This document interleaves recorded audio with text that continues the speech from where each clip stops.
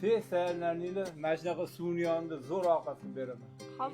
Adajon bu fikrlardan keyin hammamiz oilaviy xursand bo'lib ketib, tezda yo'lga tushdik. Bunaqa atmosferasi chiroyli va havosi ham juda ham toza bo'lgan joyi o'zlari tanlab qo'yibdilar. Menga bu joyi eng yoqqan tarafi joyimizni Ugam daryosining bo'yida joylashgan ekan. Video orqali qaniydi sizlarga bu joyi atmosferasini yetkazib bera olganimda. Biza narsalarni joylagunimizcha Adajon ovqatda ham harakatini boshlab yubordi. Opajon Adajonga qarashib turdilar. Men bo'lsa bu joylarni chiroyli qilib kadrlarga muhrlashga o'tib ketdim. Ovqatimiz uchun oldin go'shtlarni alohida hammasini qo'rib oldilar. Qozon kebabga o'xshagan ovqatlarda birinchi bo'lib go'sht yog'ida qo'rib olib, undan keyin kartoshka solinsa, kartoshkaga ham go'sht boshqacha mazasi o'tadi. Bu safar kartoshkani alohida qizartirmasdan ovqatni boshqacha uslubda dimladilar. Ovqat dimlanib turguncha biz bu joyi mashinada yana ham chiroyli joylarni ko'rishga ketdik. O'zbekistonda shunaqa chiroyli joylar borligini to'g'risi bilmas ekanman. Xuddi ertaklardagi o'rmonga tushib qolganga o'xshadi. Va hayotimda birinchi marta shu joydagi ziplayinda uchib ko'rdim. Qizlar ishoninglar, shunaqa maza bo'lar ekan. Kim uchib ko'rgan bo'lsa, kommentariyaga fikrlarini yozib keting. O'zi ham bu safar eng maza qilib dam olgan odam o'zim bo'lsam kerak. Ovqat pishguncha stollarimizni ham tez tayyorlab tashladik. Hamma joy juda ham akkuratniligi va ortiqcha hasharotlarsiz bo'lgani alohida e'tiborimni tortdi. Toshkentning shovqin va chang havosidan, shiladan charchab ketgan bo'lsangiz, albatta oilaviy shunaqa joylarga chiqib ovqat qilib ko'ring. Adajonning ovqatlariga like bosib, fikringizni kommentda yozib, kim bilan shunaqa joyga chiqib ovqat tayyorlagingiz kelgan bo'lsa, o'sha odamga videoni yuborib qo'ying.